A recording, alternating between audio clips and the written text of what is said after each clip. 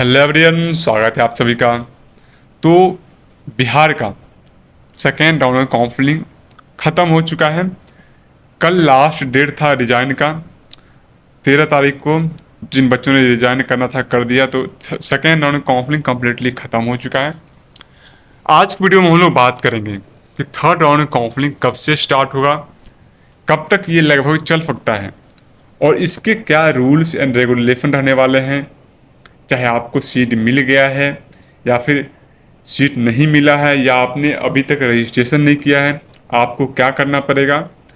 तो काफ़ी बच्चों को कन्फ्यूजन है कि उसने अपग्रेड किया है, उन्हें फिर से रजिस्ट्रेशन करना पड़ेगा। जिनको सीट नहीं मिला है उन्हें फिर से रजिस्ट्रेशन करना पड़ेगा, या विलिंगनेस कैसे सबमिट करना है। या फिर जिन बच्चों को गवर्नमेंट से प्राइवेट में शिफ्ट होना है, उन्होंने पहले सिक्योरिटी फ़ी पेमेंट किया गवर्नमेंट के लिए, बट अब उन्हें थर्ड राउंड में प्राइवेट के लिए सिक्योरिटी अमाउंट पे करके प्राइवेट में पार्टिसिपेट करना है, तो वो क्या कर सकते हैं। या फिर थर्ड राउंड के लिए कौन कौन एलिजिबल है। अगर उन्हें ऑल इंडिया कोटा में सीट मिल गया है तो क्या वो थर्ड राउंड के लिए एलिजिबल है।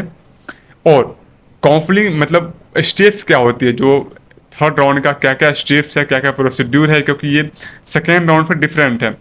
तो जैसे पिछले ईयर हुआ था, तो आपका इस बार भी ऑलमोस्ट वैसा ही होगा। इसलिए मैं 2023 का जो नोटिस है, 3-4 नोटिफिकेशन आया था, 3-4 जो पब्लिक नोटिस था वो आया था थर्ड राउंड के लिए।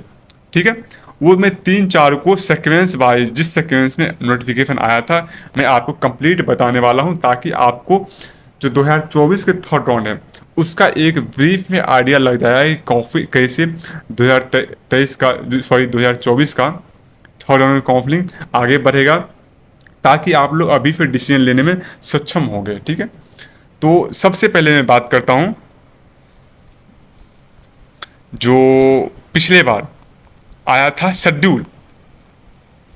तो आप पिछले बार का शेड्यूल देख सकते हैं। ये काउंसलिंग स्टार्ट हुआ था, सबसे पहले आता है seat matrix, uploading of seat matrix 18 तारीख से दिया गया है।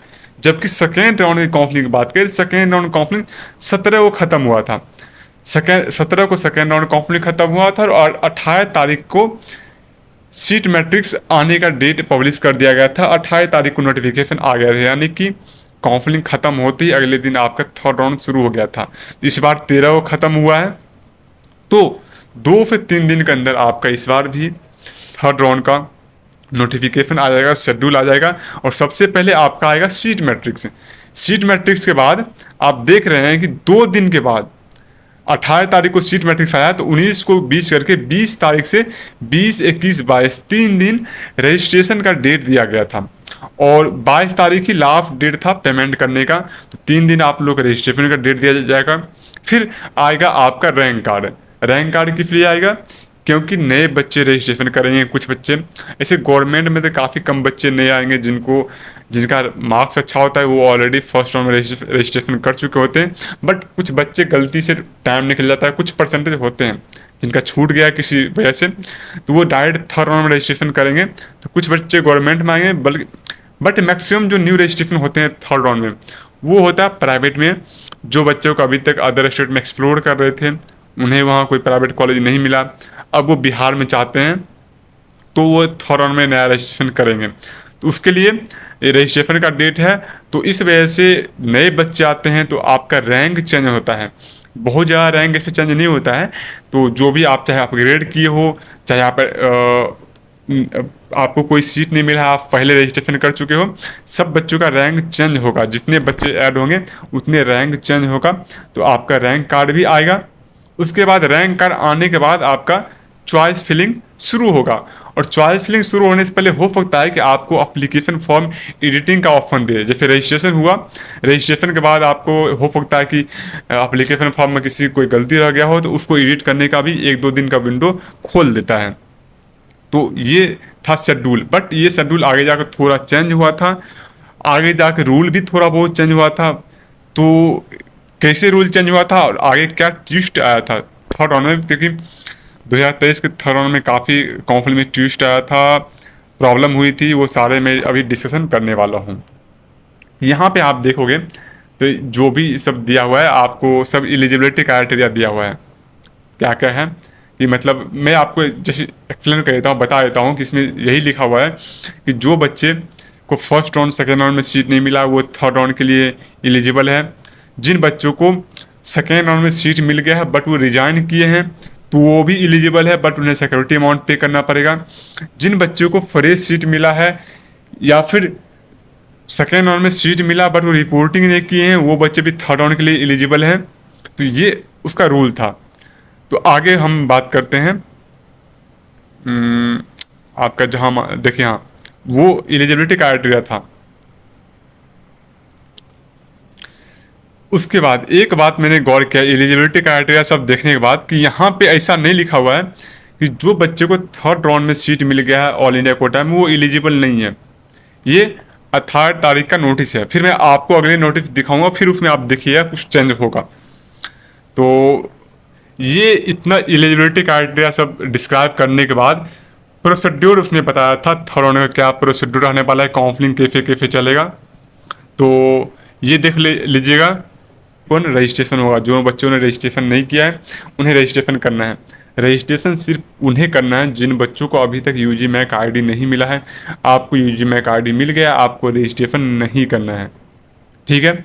जिन बच्चों को मिल गया है उन्हें नहीं करना है। जिन्हें रजिस्ट्रेशन नंबर नहीं मिला, जो अभी तक फॉर्म फिलअप नहीं किए, उनको कैसे करना है, तो उनको जाना है, ये आप लिंक देख रहे हो, for filling online application form click on online application portal of UG MEC 2023। यहाँ पे एक बात ध्यान रखना है, यहाँ पे दो पोर्टल होगा। एक होगा online application portal of UG MEC और एक होगा online counselling portal of UG MEC. आपका चॉइस फिलिंग सब कुछ आपका होगा online counselling portal of UG MEC में। लेकिन एप्लीकेशन फॉर्म फिलअप से रिलेटेड कोई अगर आपको प्रॉब्लम होगा, सिक्योरिटी अमाउंट पे करना होगा या फिर आप गवर्नमेंट से प्राइवेट में कन्वर्ट हो रहे हो, तो वो होगा आपका online application portal of UG MEC के लिंक से, ठीक है। ये सब होगा आपका online application portal of UG MEC के लिंक से। लेकिन चॉइस फिलिंग अलॉटमेंट जो अदर होगा वो होगा ऑनलाइन काउंसलिंग पोर्टल, वो ऑनलाइन काउंसलिंग पोर्टल के लिंक से होगा। ये होगा आपका ऑनलाइन एप्लीकेशन पोर्टल। तो दो लिंक है। ये सेकेंड लिंक अभी ऑनलाइन एप्लीकेशन पोर्टल वाला लिंक अभी इनएक्टिव है। ये शुरू होगा जैसे थर्ड राउंड शुरू होगा ये एक्टिव होगा। वहाँ पे जाके जिन बच्चों का सिक्योरिटी अमाउंट फोरफिट हुआ है उन्हें जाके अपने ईमेल एड्रेस, जो ईमेल नंबर है वो ईमेल और पासवर्ड आपका यूजी मैक वाला पासवर्ड नहीं, वो पासवर्ड जो पासवर्ड आपका नीट के फॉर्म फिलअप में लगा था वो पासवर्ड और ईमेल लगा के आप लॉगिन करके सिक्योरिटी अमाउंट पे कर सकते हो। वो होगा आपका ऑनलाइन एप्लीकेशन पोर्टल। या फिर न्यू रजिस्ट्रेशन करना है तो वो भी इसी से लिंक से करोगे। या फिर आपको गवर्नमेंट से प्राइवेट में कन्वर्ट करना हो जो बच्चे को, उनके लिए ये बता दूं कि जैसे आप online application portal of UG MEC से लॉगिन कीजिएगा, स्टेप 2 में आप जाइएगा तो स्टेप 2 में वहाँ पर्सनल इन्फॉर्मेशन में काउंसलिंग का कॉलेज होगा। उस कॉलेज में आपको वहाँ प्राइवेट चूज करना है। जैसे ही प्राइवेट चूज कीजिएगा वहाँ पे सिक्योरिटी अमाउंट उसके जस्ट नीचे होगा कि आपको 2 लाख पे करने में यस या नो। आपको वहाँ पे यस करना है, आपको चूज करना है कि आप मतलब सेकेंड स्टेप पे जाइएगा। सेकेंड स्टेप पे वहाँ पे चूज करने का ऑप्शन आता है। आप किस टाइप के इंस्टीट्यूट में पार्टिसिपेट करना चाहते हैं, गवर्नमेंट में या फिर प्राइवेट में। आप प्राइवेट चूज कीजिएगा, उसके जस्ट नीचे होगा कि क्या आप प्राइवेट के लिए सिक्योरिटी अमाउंट 2 लाख पे करना चाहते हैं, तो उस पर आप यस नीचे में क्लिक कीजिएगा। यस क्लिक करने के बाद आपको फिर से लास्ट स्टेप पे आना है जहाँ पे आपको सिक्योरिटी अमाउंट पे करना पड़ेगा। अगर आप सिक्योरिटी अमाउंट पे नहीं कीजिएगा तो आपका फॉर्म इनकम्प्लीट होगा। फिर चॉइस फिलिंग में आपको प्राइवेट का ऑफर नहीं आएगा। तो आपको सिक्योरिटी फी पेमेंट करने का लास्ट स्टेप पे जाना है। वहाँ से आपको 2 लाख, आपने चूँकि 10,000 पहले पे कर चुके हैं या 5,000, तो आपको लगभग 1,90,000 फिर से अमाउंट पे करना पड़ेगा। और जैसे ही आप पे करोगे आपको hard copy part A and part B download करने का ऑप्शन आ जाएगा, ठीक है। जैसे hard copy part A and part B download करते हो तो आपका कंप्लीट हो जाएगा, आपका रजिस्ट्रेशन कंप्लीट हो जाएगा। और जो स्टूडेंट अभी तक सिक्योरिटी अमाउंट जिनका जब्त हो गया उनको भी फिर से सिक्योरिटी अमाउंट पे करके उनको फिर से part A and part B download करना पड़ेगा। ये है उन सब स्टूडेंट्स के लिए। तो स्टेप 1 रजिस्ट्रेशन हो गया जो बच्चे न्यू है। उसके बाद स्टेप 2 पर्सनल इन्फॉर्मेशन इसमें डालना है। स्टेप 3 में आपको फ़ोटो और सिग्नेचर अपलोड करना है। स्टेप 4 में एजुकेशनल इन्फॉर्मेशन डालना है। स्टेप 5 में आपको अपने एप्लीकेशन फॉर्म को प्रीव्यू करना है।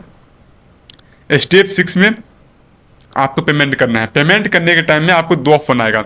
सबसे पहले आपको 1200 पेमेंट करने पड़ेंगे, जो कि अप्लीकेशन फॉर्म फिलअप का चार्ज है। ये सबसे पहले आपका 1200 पे होगा। 1200 पे करने के बाद फिर से आपको सिक्योरिटी अमाउंट अलग से पे होगा। अगर दोनों साथ में नहीं होता है, पहले 1200 होगा, फिर आपका सिक्योरिटी अमाउंट होगा। सिक्योरिटी अमाउंट कितना है? सिक्योरिटी अमाउंट जनरल के लिए, जनरल ईडब्ल्यूएस के लिए 10,000 है, और SC ST OBC BC के लिए 5,000 है। तो ये आपको सिक्योरिटी अमाउंट पे होगा। सिक्योरिटी अमाउंट पे करने के बाद आपको part A and part B download करना होगा। तो part A and part B किन किन बच्चों को डाउनलोड करना होगा? जो बच्चे न्यू रजिस्ट्रेशन किए हैं, जो बच्चे का सिक्योरिटी अमाउंट फॉरफिट हो गया था, वो फिर से सिक्योरिटी अमाउंट पे किए, उनको part A and part B download करना पड़ेगा।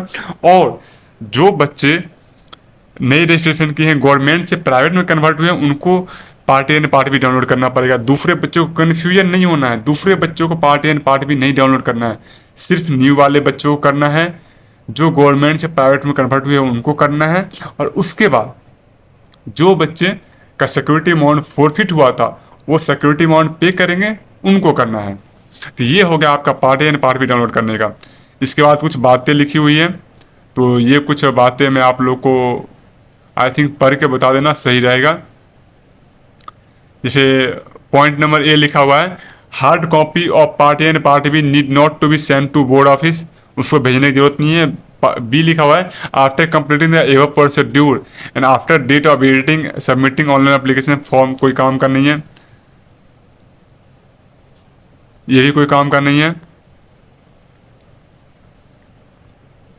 ये भी कोई काम का नहीं है। इस समय यही बताया गया है कि आप काउंसलिंग का लास्ट डेट है, उस लास्ट डेट से पहले आप अपना सिक्योरिटी अमाउंट वगैरह पे कर दो। अदरवाइज अगर आपका सिक्योरिटी अमाउंट पे सही से नहीं होता है, लास्ट टाइम पे करते हो, तो अगर फॉर्म फिलअप नहीं होता है तो उसके लिए वेबसाइट जिम्मेदार नहीं होगा। अगर आपका पैसे कट गया, सिक्योरिटी अमाउंट पे करने के टाइम में कट गया है और वहाँ पे शो नहीं कर रहा है, तो आप फिर से सिक्योरिटी अमाउंट पे कर दो। जो एक्स्ट्रा कटे हैं वो आपको वापस आ जाएंगे।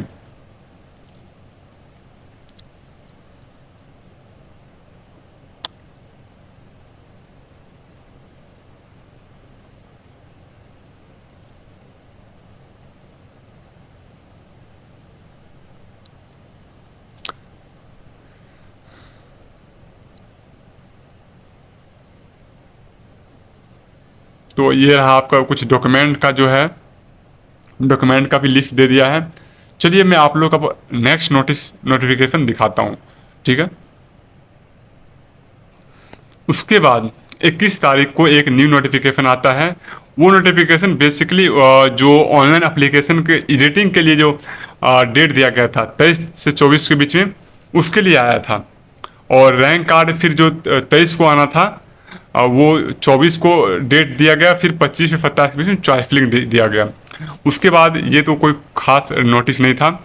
नेक्स्ट देखते हैं अपन लोग, यानी कि 24 को नया नोटिफिकेशन आता है। वहाँ पे आप देखिए कि MCC का नया ड्रामा क्या था।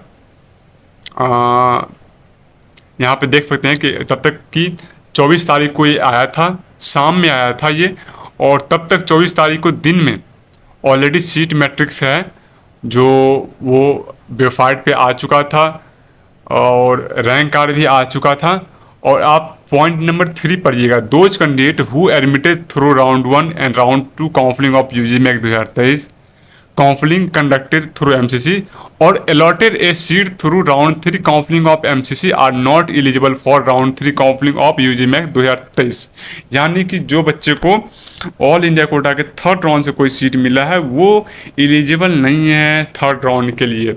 और ये नोटिस कर देता है अपने चौथा नोटिफिकेशन, थर्ड राउंड का फोर्थ नोटिफिकेशन, जब ऑलमोस्ट थर्ड राउंड बिहार का आधा कंप्लीट हो चुका था, 18 को शुरू हुआ था, और ये 24 तारीख को नोटिफिकेशन देता है। यानी कि बीच काउंसलिंग में रूल चेंज किया था। इतना ही नहीं, रूल इसके बाद आगे और चेंज करता है, मैं आपको दिखाऊंगा, ठीक है।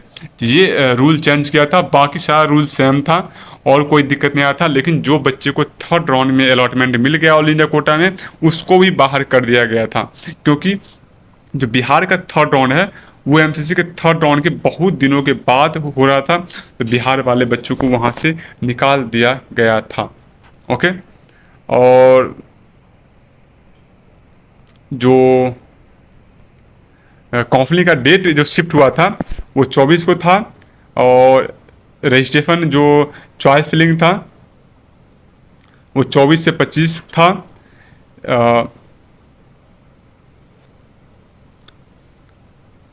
25 से 27, सॉरी, चॉइस फिलिंग 25 से 27 था, और प्रोविजनल अलॉटमेंट 29 तारीख को आने वाला था, और जो अलॉटमेंट लेटर डाउनलोड है वो 30 को होने वाला था। ठीक है, तो अलॉटमेंट लेटर आपका 30 का आता है, और 30 तारीख से डॉक्यूमेंट वेरिफिकेशन शुरू होता है। लेकिन इसके बाद एक और ट्विस्ट आता है। एक और ट्विस्ट क्या आता है, मैं आप लोग को इसका अगला नोटिफिकेशन दिखाता हूँ।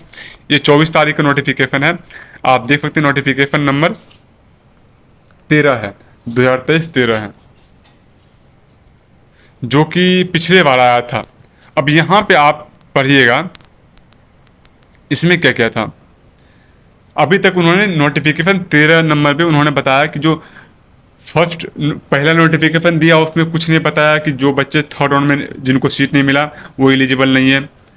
जब अगला नोटिफिकेशन तीसरा नोटिफिकेशन दिया उसमें ये बताया कि जो बच्चे थर्ड राउंड में ऑल इंडिया कोटा में लिए वो एलिजिबल नहीं है।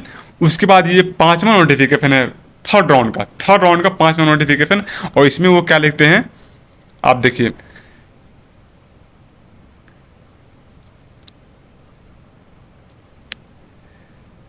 विज्ञापन संख्या डैश डैश डैश दिनांक डैश क्रम में संबंधित सभी अभ्यर्थियों या संस्थानों सर्वसाधारणों को सूचित किया जाता है कि यूजी मैक 2023 के वैसे अभ्यर्थी जो राउंड 3 की काउंसलिंग हेतु दिनांक 26/9/2023 से 28/9/2000 तक अवधि में फ्रेश चॉइस फिलिंग किए हैं, परंतु ऑल इंडिया कोटा द्वारा स्टे वैकेंसी राउंड में उनका सीट आवंटन हुआ है, तो वैसे सभी अभ्यर्थी यूजी मैक 2023 के आधार पर राउंड 3 काउंसलिंग के लिए पात्रता प्राप्त नहीं है। अर्थात राउंड 3 काउंसलिंग द्वारा उनका सीट आवंटन नहीं किया जाएगा एवं सिक्योरिटी डिपॉजिट की राशि फॉरफिट नहीं की जाएगी। मतलब बिहार का राउंड 3 बहुत ज़्यादा डिले था। उस टाइम तक उधर ऑल इंडिया कोटा का स्टे राउंड का रिजल्ट आने वाला था, अलॉट हो चुका था, और बिहार का चॉइस फिलिंग जस्ट ख़त्म ही हुआ था, रिजल्ट आने वाला था। उससे पहले बिहार ने क्या किया कि जो बच्चे, अब चूंकि देखिए जो बच्चे को all India quota third round में कॉलेज नहीं मिला था वो बिहार के थर्ड राउंड अभी होना बाकी था, तो यानी कि थर्ड राउंड में उन्हें जिन्हें कोई सीट नहीं था, उन्हें all India quota third round में सीट नहीं मिला, बिहार का थर्ड राउंड हुआ नहीं था, यानी तो वो ऑल इंडिया कोटा का स्ट्रिक्टली एलिजिबल थे।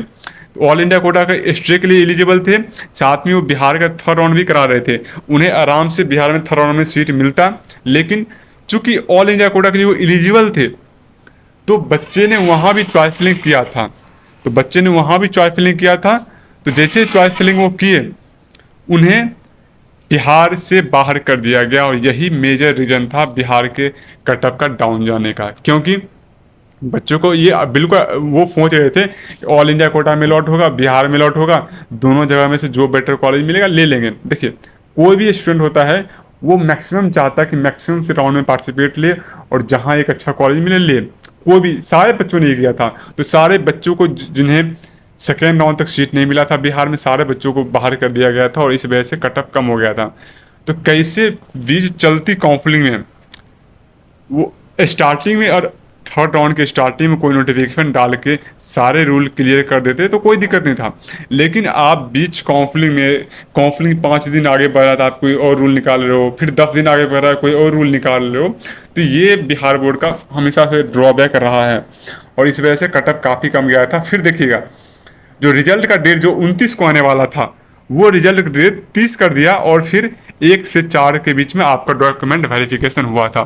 तो इस तरीके से थर्ड राउंड काउंसलिंग खत्म हुआ था। शुरू हुआ था आपका 18 तारीख को, 18 से चलते चलते ये 4 तारीख को ख़त्म हुआ, रिजल्ट आया 30 तारीख को, यानी कि लगभग 13 दिन काउंसलिंग, 13 दिन बाद आपका रिजल्ट आया था। तो इस बार आपका 13 को ख़त्म हुआ है, यानी कि 15 तारीख तक आपका नोटिफिकेशन आ जाएगा, और मैक्सिमम आपके 10 दिन लगने वाला है। तो 25 तारीख तक 25 और 27 तारीख तक आपका रिजल्ट आ जाएगा और इसी मंथ में आपका रिपोर्टिंग होके भी ख़त्म हो जाएगा। लेकिन काफ़ी बच्चे अब इससे कन्फ्यूज हो जाएंगे कि जो बच्चे ऑल इंडिया कोटा के थर्ड राउंड में कॉलेज मिल गया है, क्या वो बिहार के लिए एलिजिबल हैं? डेफिनेटली आप एलिजिबल हैं। अभी तक जो प्रोस्पेक्टस है उसमें एलिजिबल हैं। वो बीच काउंसलिंग में बिहार ने पिछले बार रूल चेंज किया था। तो ऐसे भी जब तक ऑल इंडिया कोटा में रिपोर्टिंग डेट आपका 19 का है, ठीक है, रिपोर्टिंग डेट 19 का है, उससे पहले बिहार का सीट मैट्रिक्स आ जाएगा, बिहार के सारे रूल आ जाएंगे। तो देखिएगा कि आप एलिजिबल रहिएगा। जो बच्चों को ऑलरेडी सेकेंड राउंड में सीट मिल चुका है बिहार के, अपग्रेड किए हैं और बिहार के थर्ड राउंड में रहना चाहते हैं, वो रह सकते हैं। अगर उन्हें ऑल इंडिया कोटा के थर्ड में अलॉट हुआ है तो भी कोई दिक्कत नहीं होगा, क्योंकि इस बार पिछले साल जैसा डिले नहीं हुआ है। इस बार बिहार बाहर नहीं करेगी, अगर करेगी भी तो 19 तारीख से पहले आपका नोटिफिकेशन आ जाएगा, क्योंकि 19 तारीख से पहले अभी 6 दिन टाइम है, 6 दिन टाइम है। तो आपका सीट मैट्रिक्स भी आ जाएगा, उससे पहले सीट मैट्रिक्स आ जाएगा तो आपको कटअप का आइडिया भी लग जाएगा। ऐसे एक बार सीट मैट्रिक्स आ जाएगा तो फिर मैं एक कटअप का वीडियो भी अपलोड कर दूंगा।